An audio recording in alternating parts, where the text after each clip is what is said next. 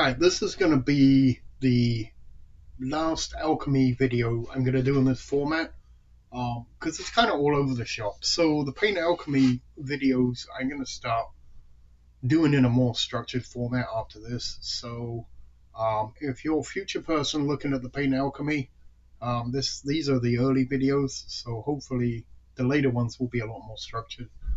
It's very niche, not many viewers, but hey, some people like it, and I don't mind doing it. It's kind of video as I just sit and paint in the evening. So, yeah, this is the last one that's kind of all over the place. So enjoy, and then the next ones I will try and edit so they're a lot more structured. Have fun. Okie dokie. So, here we are back at the alchemy desk, and if you watch the media test I was doing, I did a test on these skeleton horsemen, and I mentioned that I had a bunch of them yet to paint, so here they are. Now,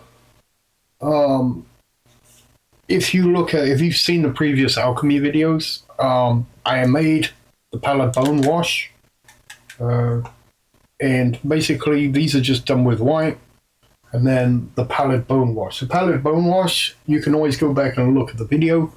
But basically, it was made from, let me see, the Joe Sonia magic mix, some black ink, and some brown cheap paint. That was it. That's all that went in there. And it made, by using this Joe Sonia magic mix, it ends up more like a contrast paint, contrast medium. And then from the medium testing, I found that gesso gives a really nice chalky layer of white. So I airbrushed, just gave them a quick blast on the airbrush, and I'm going to try and, let me see, try and zoom in on this one and see. Sorry, my camera work's not the best.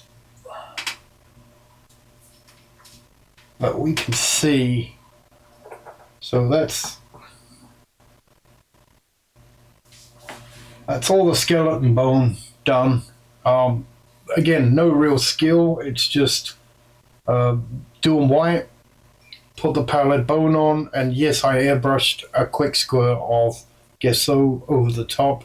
You could theoretically just dry brush that, and you'd probably get the same result. So the bone on these is done, and I might edit everything together when I'm done with these Skellies and just do a Skelly alchemy from beginning to end. But as I'm going, I'm just going to record this. I'm going to put it out there for people that like to follow along. I know some people do like this series I'm doing for whatever reason, because it's so niche.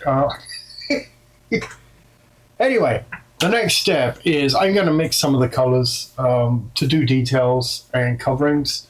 They have, for example, here these strips. They're headscarves. This is going to be a metallic bronze. I'm going to do these red, like a red, and such. So my first color I really want to do is the turquoise, because a lot of these have a lot of turquoise on them. So that's what I'm going to narrow into. Alrighty then. So I'm going to mix the turquoise, I think. Now, just let me plug it so you can see those 80 cheap paints. I put a rack on the wall for those. So those are easily accessible, and I've got a shelf with my mediums on it, so those are accessible. Got a mixing cup. So here we go. So I'm going to take, let me see. We're after a turquoise, so we've got, I'm going to go with this dark teal. But then turquoise has some, well, a little bit of a green hue to it, so let's share. Now I'm going to make a bit more of this than I usually do because I have these kind of glasses to keep the paint in after. That way I don't have to mix every time I use a bloody colour. Okay. And as always, I've measured it scientifically. Now I'm going to add a little bit of green ink to this. Let's go 1 drop, because I can always add. Taking away is harder. And then to thin it and to put it into a decent medium, which is usually what the problem is with cheap paints, is the medium they're in. I'm going to add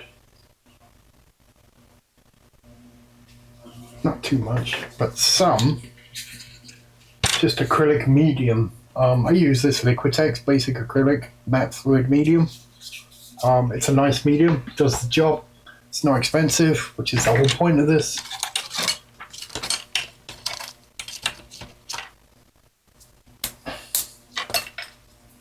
So let's see what we end up with. Yep, still a bit too blue. Put a little blop in. Oh dear, I did too. It's fine, let's see what it does. So there we can see, that's a kind of nice turquoise. I don't know whether I add more green or not. Yeah, I'm going to add a little bit more.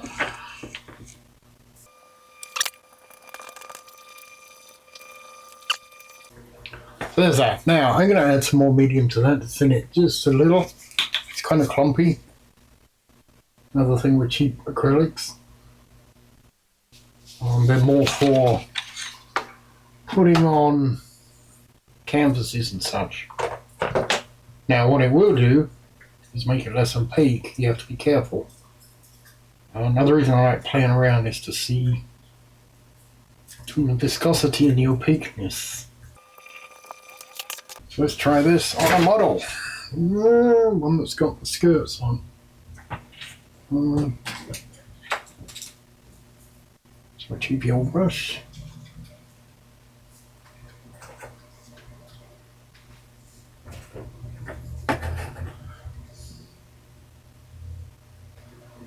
Let's see A, how this goes on, and B, how opaque it is.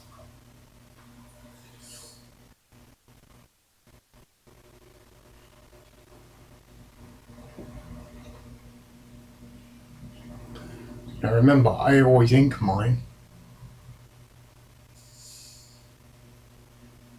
And maybe even dry brush if I need to. So that goes on quite nice.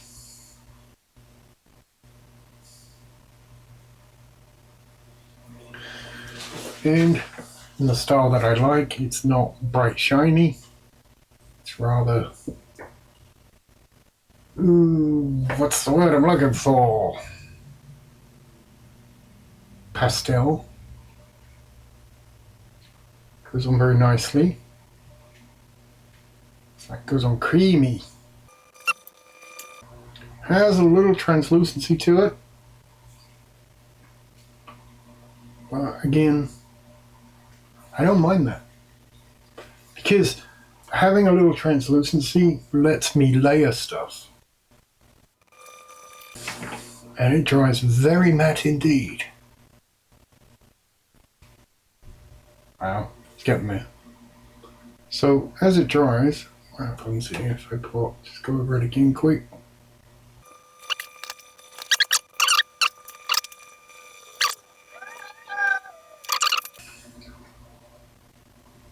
There we go. Turquoise. Should be done. Alright, I am going to do the rest of these and I'll get back to you. Alrighty, so that's all of them.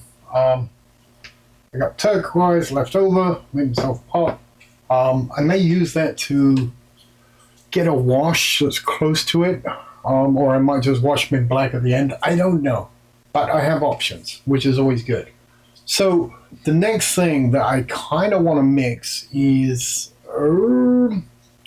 The red I was using for the archer horses. Top one. I grab one. Oh, and back again. So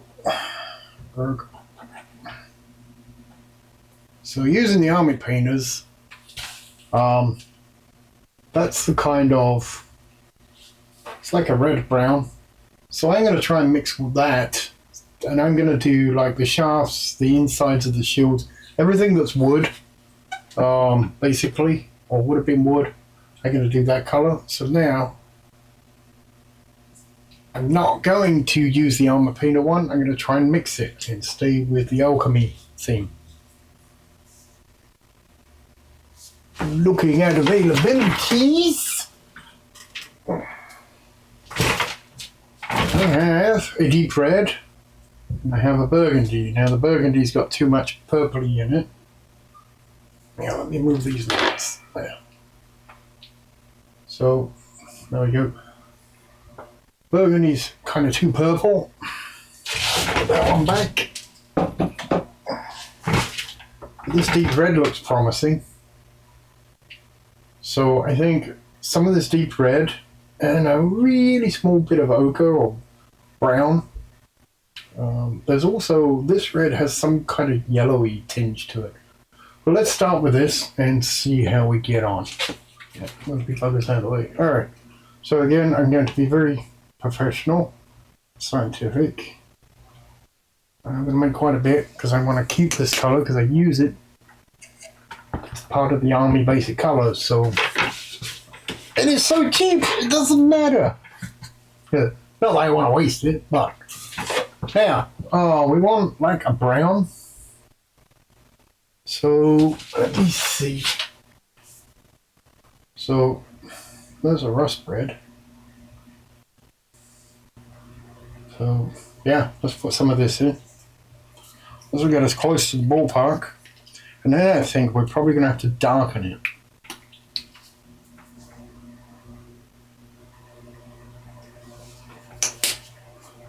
There we go. Alright, let's mix these first. Let's see where we're at. Oh, that is so close. Alright, just need... Is that a yellow? What do you guys think? It's still a bit too reddy, so yeah, let's add some yellow. And I'm going to add a yellow ink. So slight toning I like to do with inks. Put 2 in. You're actually going to go bright orange now instead of brown, but that's going to go too much in the orange. So I think... Oh, that is so close. Still too red though. So let's bring it down with some...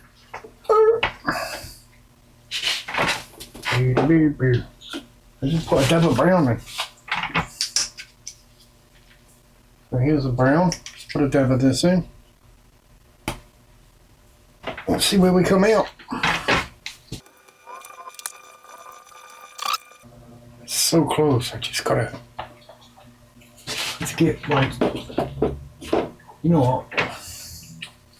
Let's be bold with our colours. Let's try putting some of this dark brown to bring it down. Not a massive amount. Unless I screw her up. There we go.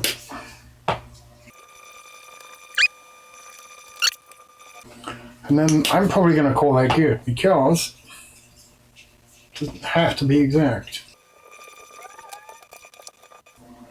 That's... I know the light makes it look funny, but I'm going to give it a shot with this. That's still redder than I'd like, but... Oh, I can go a bit more brown.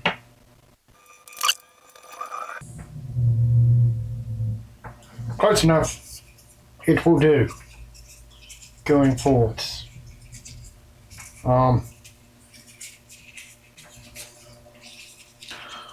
Let's see what it looks like when it's dry. So there's the basic. Now I'm going to add some more medium.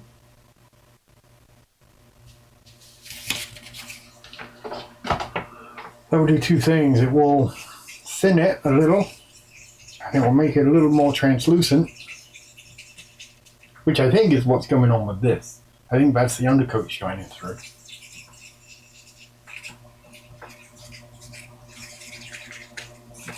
Isn't this fun? Just think I could be down the pub right now.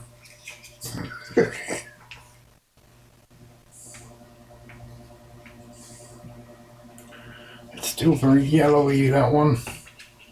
Should we just get weird and put yellow in it? I don't know why I'm trying to get it that close, but I am. What I've got will be fine, but a little naggy voice in my head saying yellow.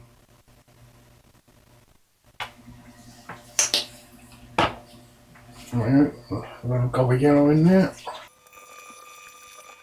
Oh, much better. Alright, always listen to the voices in your head, except when they tell you to kill people. There we go. So there's that, and then I'm going to add just a little bit of water.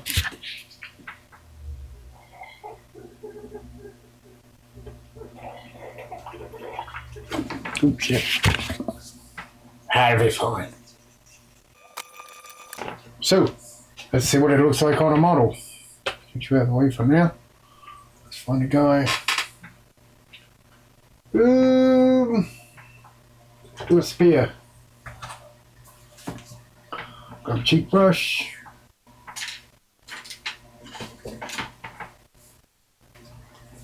No, that's too small. Shit, let's get the big one. Get the big bugger for testing. Who cares? Alrighty.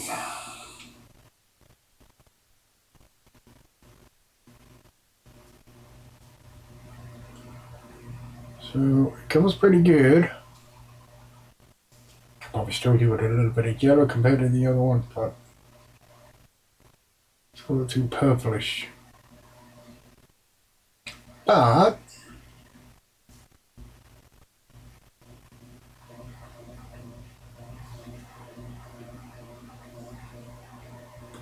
for what we're doing, I think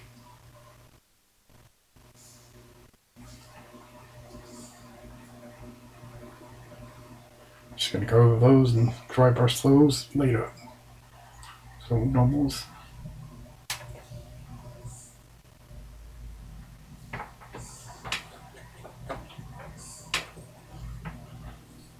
Yeah. I'm gonna call that close enough for what I'm doing on the tabletop. And I'm gonna paint the rest of these and come back when I'm done. Alrighty, so that's the ready brown on everything. And again, I have used no painting skill whatsoever because I'm going to go over it now with the, I think it's the last color. In fact, I'm pretty sure it's the last color before I do a tie together wash. And that's not too bad. I think, oh, you know what, it's not on the camera, hang on. That's not too bad. The bows that I did earlier, you know, with the army paint are a little more of a yellow tinge to them, but that's good. Remember, we're not starting from scratch. I'm picking these up halfway through, which is always a difficult thing, but I'm fine with it. They're table ready. Now, I'm in a conundrum, so I don't know whether to actually complete this objective of doing it with alchemy painting. And if you saw the iridescent, it looked like a bronze, not a bronze, it looked like a gunmetal, a brushed gunmetal with an iridescent instead of a metallic. Now, I've still got those, and I'm torn whether to just use the metallics I have on these, like I did on the other ones, you know, on the original Skellies, so they still look the same. Or if I really risk it and try and do an iridescent bronze of my own making. And the little voice in my head is saying, look, you gotta do it sooner or later if this is something you want to do. And again, I should listen to the voices in my head unless they're telling me to kill someone. So, I am going to see if we can make a bronze. Alright, maybe don't listen to the voices in your head. So, here's the thing. With an iridescent medium, I can make really nice gunmetals, almost silvers, that kind of thing, metallics. When it comes to doing golds and bronzes, forget it, because the opacity cancels out the iridescent medium. So what I'm going to do, not right now, is get some flakes to put into the iridescent medium, silver and gold, and then that way I can make bronze or silver from those, hopefully, because it'll have the flakes in. So I just looked online. You can get those, but for now I'm going to paint these with Army War Paints. And as I said way back when, don't get rid of your metallics anyway, because those are the ones that really are hard to make in a good. So alrighty, I'm going to paint these and then we'll come back to them. Alrighty, so now the gold's on. So really, everything is blocked in on these. Every color that I want. Again, I'm not a brilliant painter. I try to stay within the lines. Now, however, what we do need to do is the magic of it. Here's a black wash that I made, again, a couple of videos ago, using the glaze and wash medium, some ink. What we're going to do is tie these together. So I'm going to try and do it on the camera to make sure you guys can see better what the hell I'm talking about. Let's just grab some. Okay, let's grab this guy. Alright. Hopefully the camera's focusing on him. Black wash. Big old fat paintbrush. And just slather it on.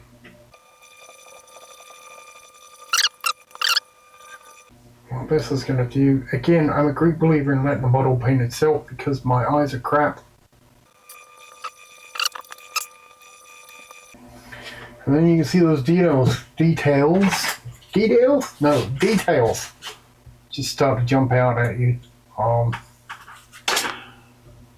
Kind of black lines it a little, and it also makes the whole thing a little bit more homogeneous, brings it all together, ties it together. So even so on this shield, for example, I don't like. Now, you can always come back and highlight again, should you wish to. I don't like clean shields, especially not on undead people's.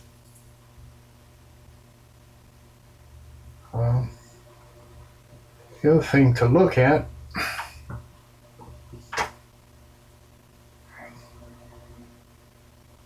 is top of his head, so that it runs into where his headband is.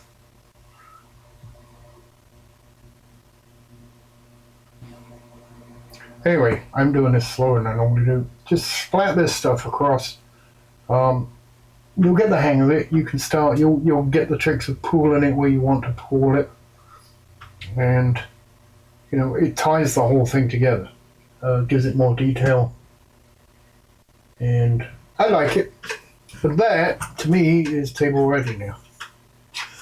Now, when I get bored and I listen to music or something and I don't have a new army to paint or I don't want to start on a new army, I can come back and I dink with them, I fiddle with them, I will start highlighting the edges and, you know, giving them all kinds of stuff you can do. You just come back and pick away at them to make them a little bit better, a little bit more detailed.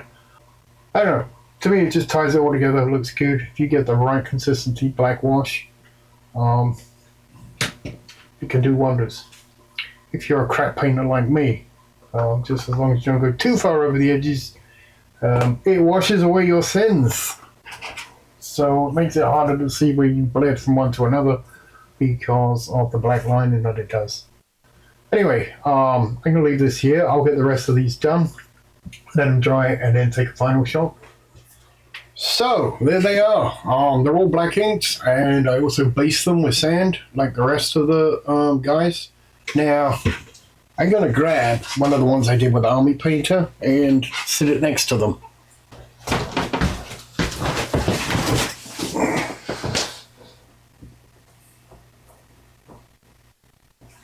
So there we go. This guy I did with Army Painter's stuff. This guy I did with Alchemy. And, I mean, I like both of them, don't get me wrong. I like dirtier models, especially if they're undead. They're not supposed to be shiny. Now, the only problem I have is metallics, and I'm going to try and crack that. Or I don't mind buying, a couple of bottles of metallics. That's not that expensive. So, but for me, it's a challenge, and I want to crack it. To get metallics going that I mix myself. So everything is really, I can keep painting these. I've got my colors. I can remix them. It's not hard, as you've seen, with all the scientific measuring I do. It's a style of painting I like. It's not everybody's cup of tea. I get that. But, they're table ready. It took me less than an evening to do them from start to finish. So, if you can do a unit an evening, that's not a bad result. And that's with mixing the paints. You can knock out armies pretty easily. And with that abrupt ending, video's over. If you watched this far, thank you very much for watching. I hope that you learned something, or, you feel like you might want to try doing it yourself. It is a fun thing to do, and gives you a lot more control eventually once you get your head around it and gain some skills. You get control of a model getting painted the way you want it instead of your painting going to the way the paints want you to paint. So give it a try. Thank you very much, and see you on the next one.